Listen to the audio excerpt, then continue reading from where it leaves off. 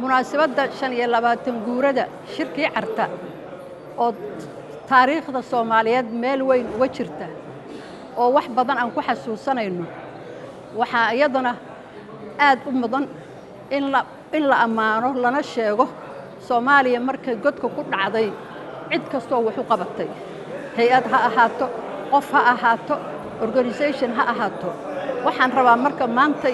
inaan halkaan uga hambaliyeeyo ugana duceyno shirkadda Hormuud oo la og yahay Soomaaliya waxay ka soo qaadatay ayada iyo shirkado kaleba oo Soomaaliyeed annagoon dad baryin oon ajnabi noo imaan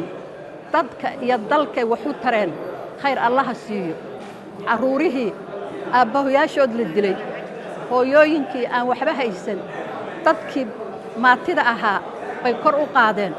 dugsiyay fureen waxbarashay dadkii siiyeen dadkay gacan bayna siiyeen waa ku mahadsan yihiin in alla intii ummaddan wax u soo qabatay taariikhdu waa sheegaysaa taariikhdu dadkay bartaa dunida waayaheeda qof walba wuxuu sameeyay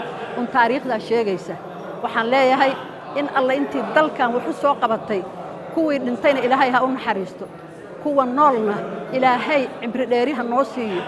kuwa xoolaha iyo waxtarka na siiyeyna ilaahay waxooda ha u barakeeyo waa mahadsantihiin